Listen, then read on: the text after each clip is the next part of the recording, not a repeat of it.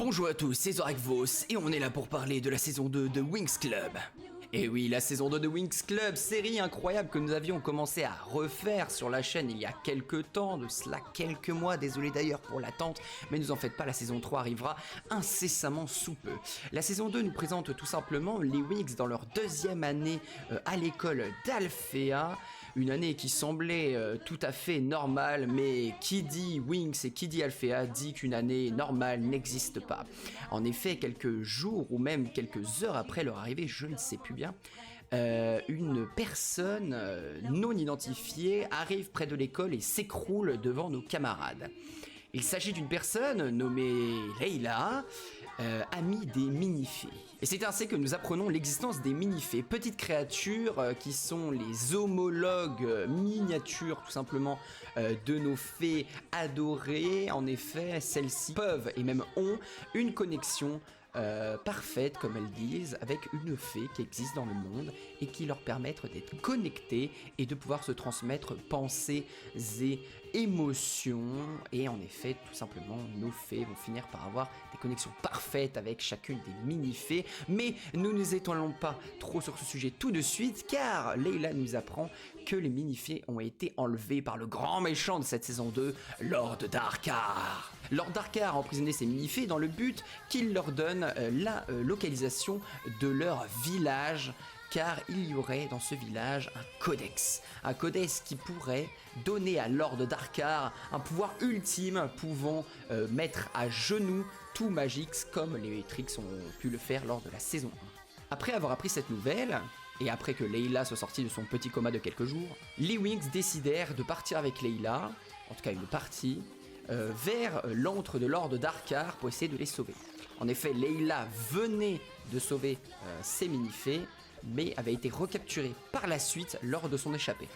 Seul Pif, la connexion parfaite de Layla, avait réussi à s'enfuir en se cachant et en dormant dans sa capuche. Vous trouverez quand même que c'est assez rigolo. Celle-là, je la couperai. Non. Après cette expédition, elles arriveront à l'antre de Lord Darkar et réussiront à sauver ses mini-fées. Mais Lord Darkar n'était pas tout seul. En effet, entre-temps, il avait été un certain lac de Rocalus, comme vous pouvez peut-être vous en souvenir, et a libéré les Trix. En effet, ces dernières, suite aux événements de la saison 1, avaient été enfermées au monastère du temple de Rocalus et ont été sauvées par Lord Darkar et leur a donné tout simplement des nouveaux pouvoirs appelés Gloomix, sorte de amulette chelou donnant des pouvoirs mystiques équivalents aux nouveaux pouvoirs que les Winx auront cette saison et qui donc ont une puissance considérable, allant même à rivaliser avec leur puissance qu'elles avaient avec le pouvoir du dragon de Bloom. Nos amis étant en difficulté contre les Trix, elles seront sauvées par le mec que je déteste le plus cette saison, vous voyez, j'ai déjà du mal à le dire, Monsieur Avalon. Pourquoi, qui est un connard fini, mais bon, c'est pas grave. Elles se feront sauver par Avalon, l'homme, l'ange, hein, incroyable, qui a l'air tellement beau, hein, c'est ce que toutes les meufs vont dire pendant toute la saison, mais bon, ça, on digresse. Et elles vont se faire sauver tout simplement par cet homme, et vont réussir à sauver les mini-fées et rentrer à Alfea. C'est à ce moment-là que chaque mini-fée va réussir à faire sa connexion parfaite avec chacune des fées de Winx Club, évidemment, fallait bien qu'elles en aient tous une, hein, c'est la base. Et tout simplement se lancer dans une nouvelle quête. En effet, le village des mini-fées, comprenant que le codex n'était plus en sûreté dans leur village, décidèrent de couper la poire en quatre, nous pourrions dire, ou en tout cas de répartir un morceau du codex dans chaque grande école de Magix, étant Alfea, la Tour Nuage et la Fontaine Rouge, qui d'ailleurs dans cette saison aura fait une nouvelle beauté incroyable. Je trouve que la Fontaine Rouge de maintenant elle est magnifique, mais bon, ça c'est pas l'important. L'objectif donc de cette saison, en tout cas pour les Trix, ou en tout cas pour les Winx aussi, ça va être de prendre ou protéger, en fonction du camp dans lequel vous êtes, le codex et de l'amener à Lord Darkar. Ou non, si vous êtes chez les Winx, mais bon, voilà. Toujours la même chose, les camps, c'est compliqué. Donc pendant moult aventures, nous allons voir les Winx et les Trix s'affronter. Cette saison va donc être principalement concentrée sur l'attaque-défense, comme on pourrait dire, entre les Trix qui vont essayer de chercher les codex à la Fontaine Rouge, la Tour Nuage et Alfea, et les Winx qui elles vont essayer de contrecarrer leur plan machiavélique, même si 90% du temps elles ne sont pas prêtes en fait, et les Trix attaquent quand les Winx sont entre guillemets les moins disposés à aider, ce qui est d'ailleurs très intelligent comme stratégie d'attaque. Nous allons maintenant passer à cette nouvelle rubrique, tout simplement des reviews des saisons de Wings, car à partir de la saison 2, chaque saison sera agrémentée d'une nouvelle transformation pour nos chers fées préférés. En effet, pour contrecarrer le Gloomix incroyable que Lord Darkar de Neotrix et pour contrer aussi ses pouvoirs, parce que Lord Darkar il est quand même bien pétax, les Wings vont débloquer le Charmix. Nous allons donc pouvoir parler en fait de cette transformation. Est-ce qu'elle est belle en soi? Est-ce que c'est une transformation intéressante? Comment elle est amenée? Tout ça, vous allez tout voir. On va essayer de décrypter et de, entre guillemets, un peu noter ces transformations. Que pouvons-nous dire de cette première transformation, entre guillemets, première nouvelle transformation des Wings?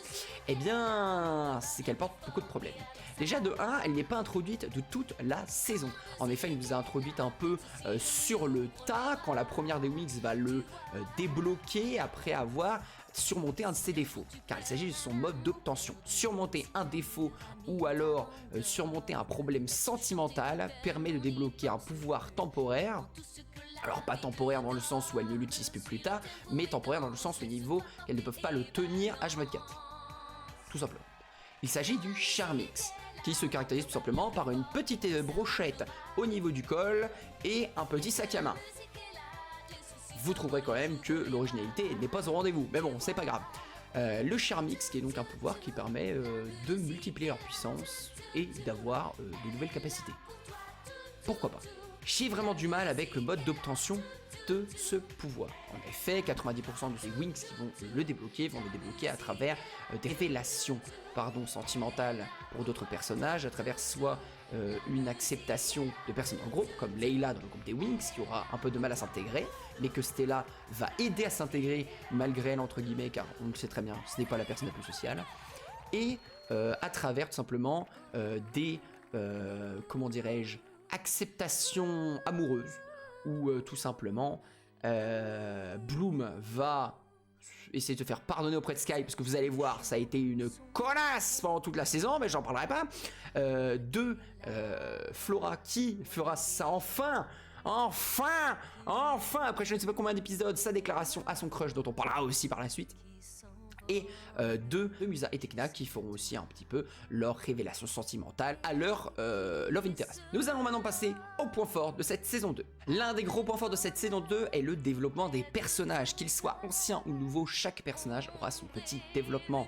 En effet, comme j'ai pu vous le dire avant, Stella va avoir son petit développement de caractère, encore un petit pas vers la bonté, hein. On s'en rapproche au fur et à mesure, même si on y est encore très loin, mais elle a son développement.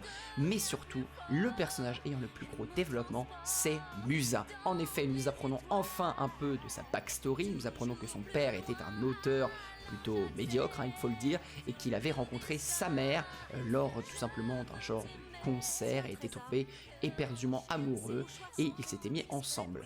C'est là que nous apprenons le tragique décès de sa mère dû à un manque d'argent du milieu artistique qui n'avait pas permis d'acheter ses médicaments pour la sauver. Père perdra tout goût à la musique et essaiera d'empêcher Musa de continuer dans cette voie.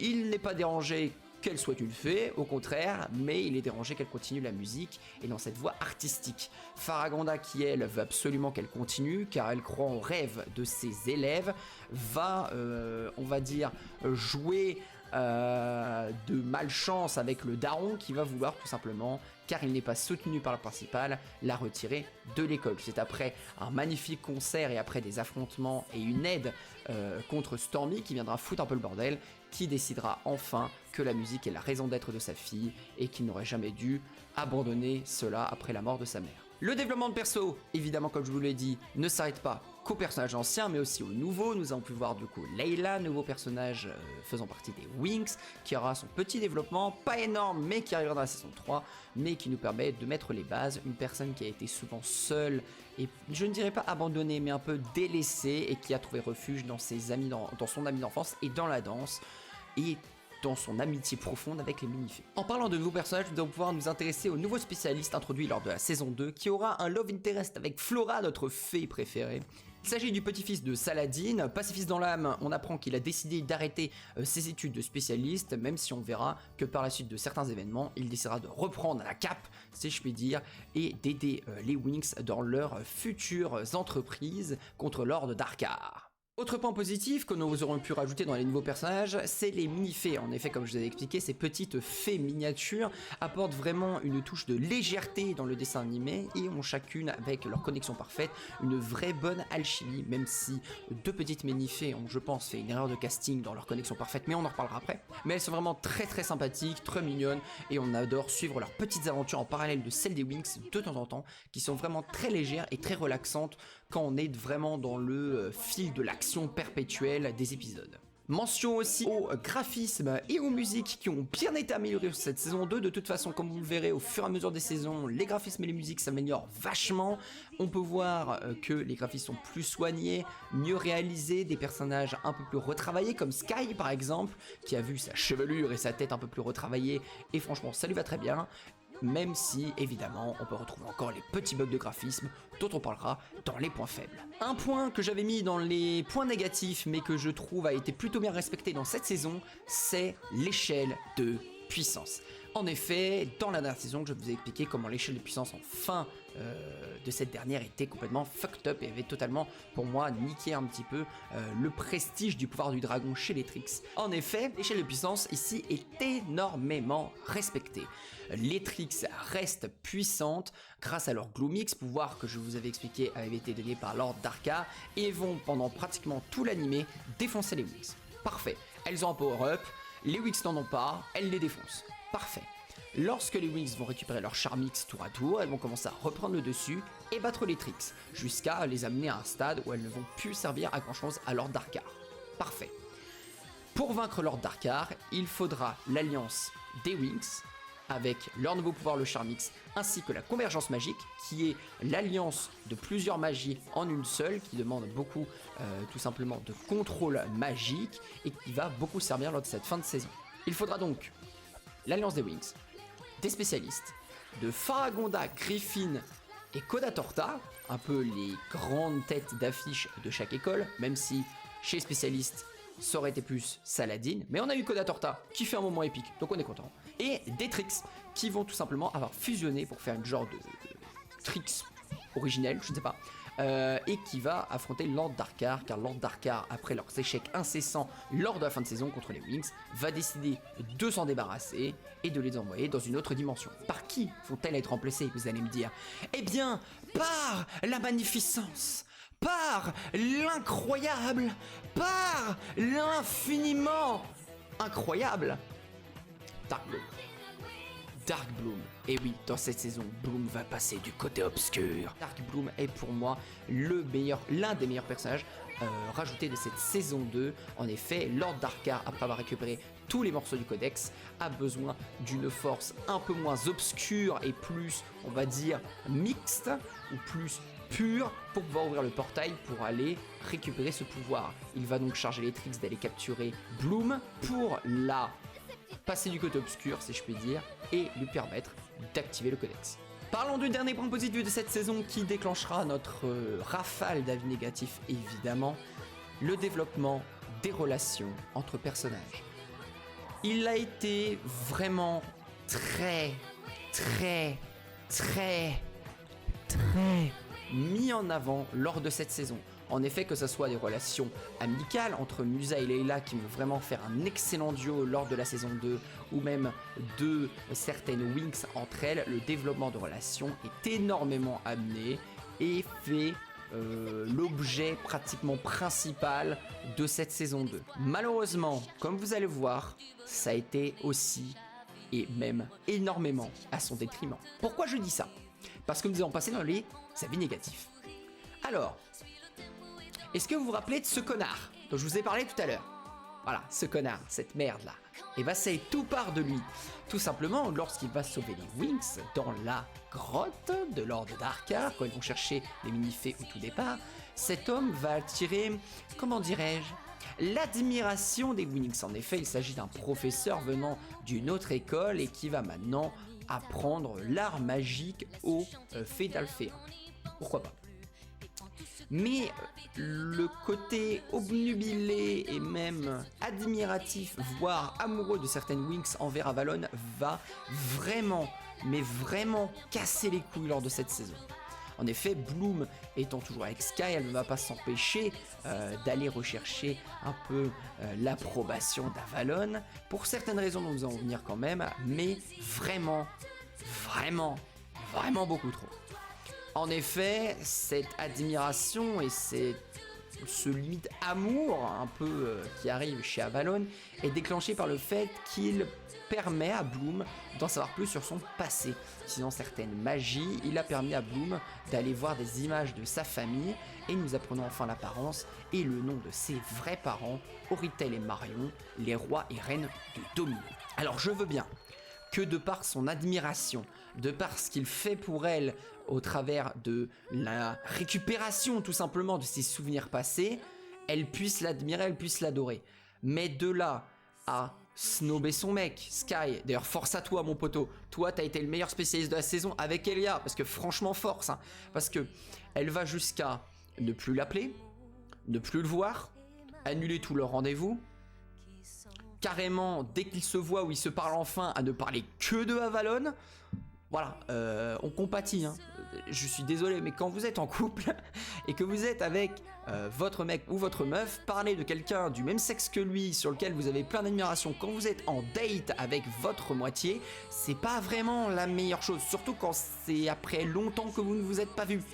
Et donc il va y avoir 1 milliard d'engueulades entre les deux, que je comprends tout à fait du côté de Sky et je ne comprends pas du côté de Bloom, je suis désolé, c'est peut-être parce que je suis un mec, mais je me range du côté de Sky. Elle va avoir un comportement exécrable et tout simplement infâme envers son mec, qui va vraiment me saouler, surtout que lors d'une attaque des Trix à Fontaine Rouge, il va se sacrifier entre guillemets pour essayer de protéger le Codex, car il est un bon soldat. Et en fait elle va tout simplement essayer de elle va le voir, en fait elle va être submergée par les émotions, par le fait qu'elle tout simplement ne veut pas perdre son homme, donc là c'est bien joué Bloom, t'as enfin réfléchi, et elle va awaken, elle va découvrir le pouvoir de un peu sauver la vie, ou de pouvoir recouvrer la vie de quelqu'un qui est décédé ou qui n'a plus de pouls, c'est pas vraiment expliqué, mais elle le ressuscite et il se pardonne, voilà, c'est beau, c'est magnifique. Mais que nenni, parce que dans cette saison, elles ont Alzheimer et elles sont débiles. Elle va recommencer à le traiter un peu comme de la merde et à le laisser de côté pour Avalon. Plusieurs épisodes plus tard, pour qu'on nous refasse encore un moment où elle va enfin comprendre qu'elle n'a pas trop été sympa avec Sky. C'est à ce moment-là qu'elle va récupérer son Charmix. Nick ta race. Et pourtant c'est pas la seule. Stella, qui a été quand même une des plus sages, je dis bien une, pourquoi une? Parce qu'elle n'a pas cherché entre guillemets à se faire adorer de Avalon, même si je dirais pas ça. Ce qui m'énerve chez Stella, c'est le côté de je veux me faire voir bien par Avalon, je veux être trop dans ses bonnes grâces, je le trouve trop beau, il est incroyable. Oui, mais excuse-moi, tu as encore Brandon, non? Ou alors toi t'es polyamour ou couple à plusieurs, tout ça. Je suis pas trop dans ces trucs là, donc voilà, c'est pas rentré en moi ce message, mais pourquoi pas, mais non. Non Stella. La seule chose qui fait que Stella n'est pas aussi bas pour moi que Bloom dans cette saison, c'est que Stella, elle, ne s'engueule pas avec Brandon, ne laisse pas de côté, etc. Justement, elle va le voir, elle sort toujours avec, elle est toujours, voilà, c'est toujours beau. Voilà, mais Bloom c'est... Oh, il y en a une autre. Tekna. Bon. Ma bichette. Je ne sais pas si vous vous rappelez, mais il y a quelques minutes, je vous ai parlé que Sky défendait tout simplement la Fontaine Rouge des Trix et avait pris un coup pratiquement mortel. Jusque-là, voilà. Pour vous expliquer, on était sur un schéma de des 3 Trix contre, si je ne m'abuse, 3 Wings et 2 spécialistes. Donc on avait Timmy, Sky, Flora, Tekna, Bloom. Si je dis pas de la merde, je crois que c'est ça. Excusez-moi d'ailleurs si je fais quelques petits soucis lors de du récap de cette saison. Entre la première partie que j'ai regardée et la deuxième, il y a eu plusieurs mois, donc n'hésitez pas à me corriger dans les commentaires, évidemment de manière très gentille, on est là pour discuter. Donc, tout simplement, Sky se fait mettre out, les Trix récupèrent le pouvoir. Timmy voit très bien que les Trix, elles font une bouchée de tout le monde. Elles ont mis KO les Wings. Sky, il peut rien faire. Il est tout seul devant les Trix qui viennent de récupérer le Codex. Qu'est-ce qu'il peut faire?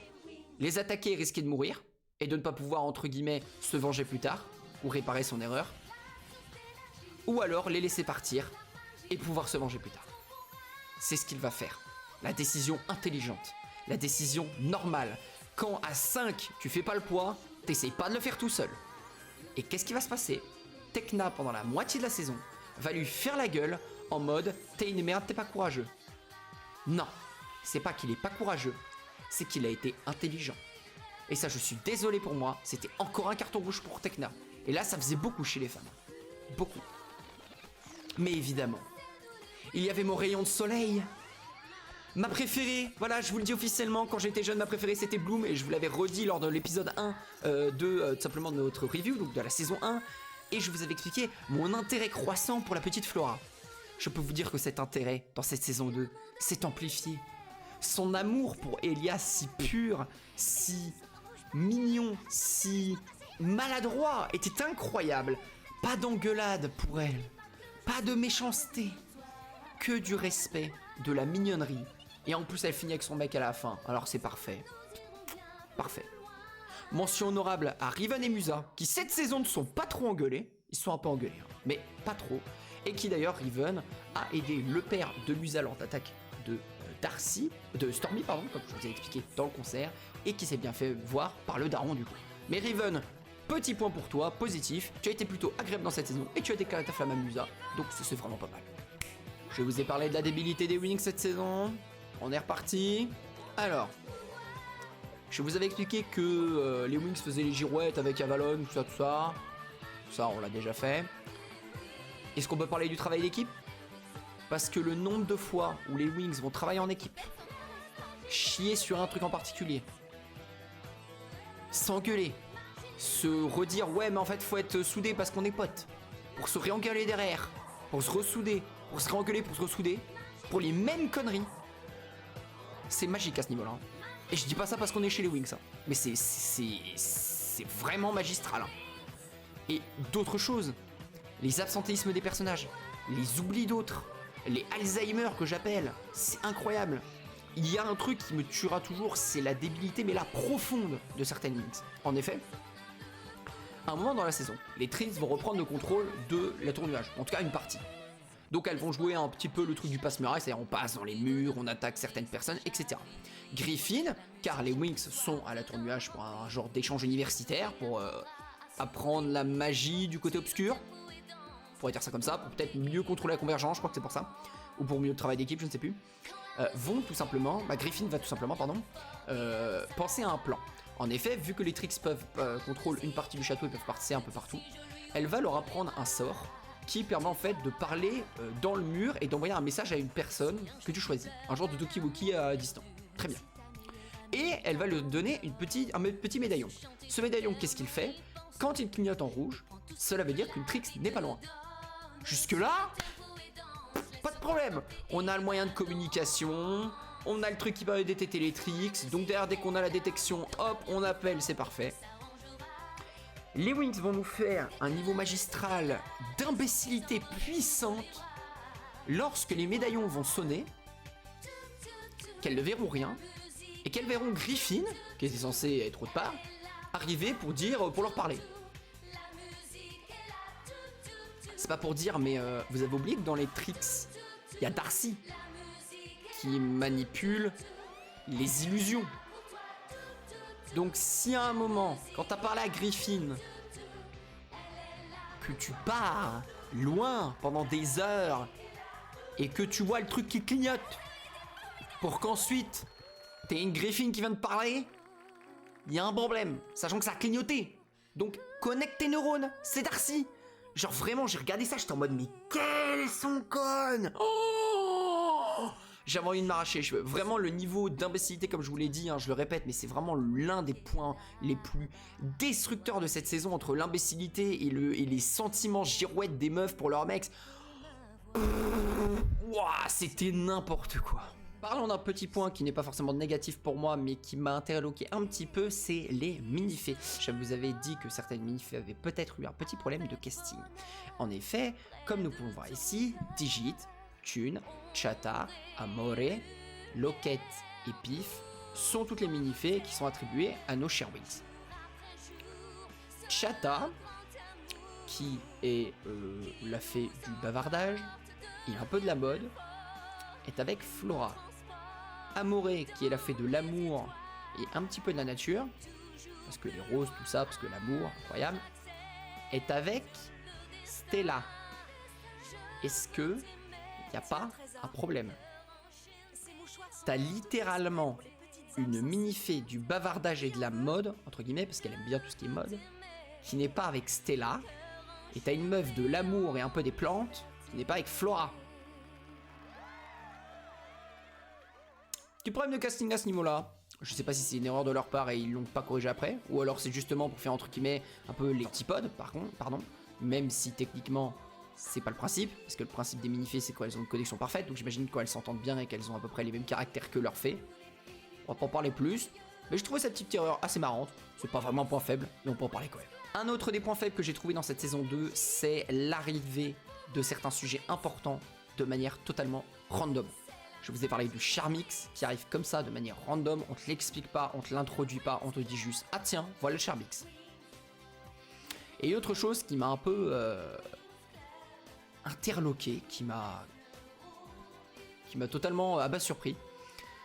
Lors du meeting entre guillemets ou des préparatifs pour l'ultime bataille contre Lord Darkar, Brandon parle d'un templier, d'un gardien à tout simplement Faragonda. Il lui demande s'il doit être au courant et s'il est au courant de ce qui se passe avec Lord Darkar. À ce moment-là, Faragonda dit non, il ne faut absolument pas qu'il soit au courant du problème d'équilibre des forces dans le monde. C'est-à-dire entre guillemets, la lumière et les ténèbres pour faire simple. Comment tu te dis, Faragonda, que tu ne peux pas l'informer? Si t'as peur qu'ils soient informés, c'est que ça doit être un mec ultra puissant ou qui doit vraiment péter des culs. Mais à ce moment-là, quand t'es censé être à un niveau où, genre, c'est l'avenir du monde qui est en jeu, parce que on t'a piqué Bloom, parce qu'il a le codex, parce qu'il va pouvoir récupérer le pouvoir du codex, tu te dis, ah non, lui, faut pas le prévenir, sinon il va... On va pas le prévenir. C'est la fin du monde. Genre, s'il récupère le pouvoir du codex, vous nous dites que genre c'est la fin.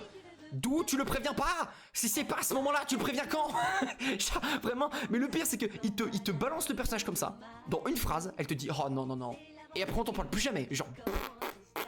C'est qui? Je veux voir. Il est puissant comment? Il est quoi? Tu peux pas me balancer un truc comme ça et après. Voilà. Voilà. Désolé, je pète un peu un câble, mais c'est le côté vraiment rageant du. Où on te parle d'un personnage, où on te parle d'un truc comme ça, sur le blanc comme ça, et t'es censé le savoir alors qu'on t'en a jamais parlé. Et là t'es en mode. Parlons du dernier point faible de cette saison 2.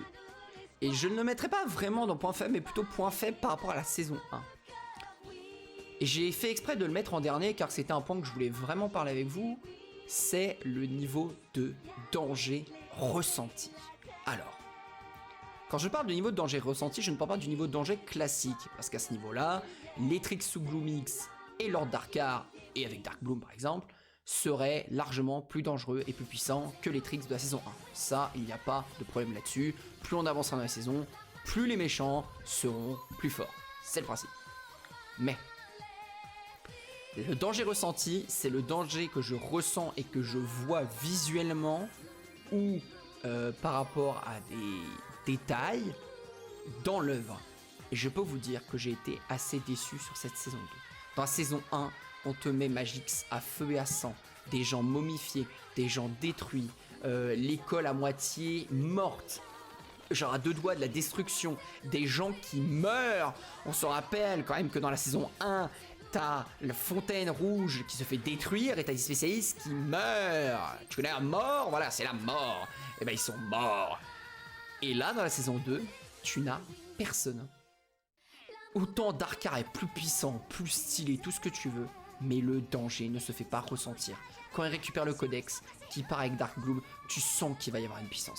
Tu sens qu'il va être plus pété. Mais le problème, c'est que du coup, t'as pas le temps de le voir. Darkar, il ne sort jamais de sa base, de son camp, entre guillemets, de sa grotte, de toute la saison. Le seul moment où tu vois des gens foutre le bordel, c'est les tricks. Sauf que c'est, bah voilà, on a déjà eu le trick saison 1 qui était insane niveau incarnation de la terreur. Et Darkar, bah, ok, il est là. Il est ultra puissant, il pète tout le monde, mais il perd à la fin, et on n'a pas le temps de le voir avec la puissance du codex. Alors je sais très bien que si dans le lore il avait récupéré la puissance du codex, il aurait pété tout le monde, mais du coup il nous manque ce moment de danger. Alors évidemment on l'a un petit peu quand on dit ouais il va récupérer le codex, c'est la merde, faut se dépêcher, blablabla, mais t'as rien le temps de voir derrière. Tu as cette impression parce que, en fait tu n'as pas cette impression par la déduction. Tu as cette impression juste parce qu'on te le dit. C'est-à-dire on te dit codex égale pouvoir très fort. Et là tu te dis c'est un peu la merde parce que le pouvoir il va l'avoir. C'est tout. Tu n'as pas de sentiment de danger parce que tu le vois, parce que tu le ressens, parce que tu l'entends. Et c'est ça pour moi le gros problème sur ce critère qu'on avait instauré lors de la saison 1 et qui malheureusement a été bien plus faible lors de la saison 2. Mon avis sur cette saison 2, écoutez... Est-ce qu'elle est meilleure que la saison 1? Sur certains points, oui. Je dirais graphiquement et musicalement, oui. Sur les transformations, oui. Sur les nouveaux personnages, oui. Parce qu'il y a vraiment des nouveaux personnages vraiment sympathiques. Même si, évidemment, comme je vous l'ai dit, je déteste Layla. Mais ça, vous le découvrirez dans les prochaines saisons. Les développements sont cool, oui. Je dirais finalement que cette saison 2 est peut-être au même niveau que la saison 1 et même peut-être un petit peu en dessous. Ce côté admiration d'Avalon et derrière cette mise de côté de leur propre couple pour un homme éphémère, si je puis dire, m'a vraiment énervé. Le côté vraiment très débile des Winx qui n'arrivent pas à réfléchir et qui, entre guillemets, font un monde honorable sur un épisode pour ensuite refaire les mêmes conneries pour refaire un monde honorable derrière. Ça m'a vraiment énervé, même si vraiment la fin est vraiment très bonne. Dark Gloom est vraiment très cool et le combat final et le boss entre guillemets et le méchant sont vraiment stylés, mais vraiment cette saison 2 n'est pas pour moi une saison bien meilleure, mais pour moi à égalité ou un petit peu en dessous de cette saison 1. C'était quand même agréable à regarder comme la saison 1, mais ne vous en faites pas, la saison 3 devrait vraiment rattraper le coche, même si actuellement on est à 17 épisodes, et bon, il y a quand même des trucs à dire. C'était Zoragmos, on se retrouve pour le débat sur la saison 3, si ça vous intéresse. Je vous dis à la prochaine, ciao bonsoir.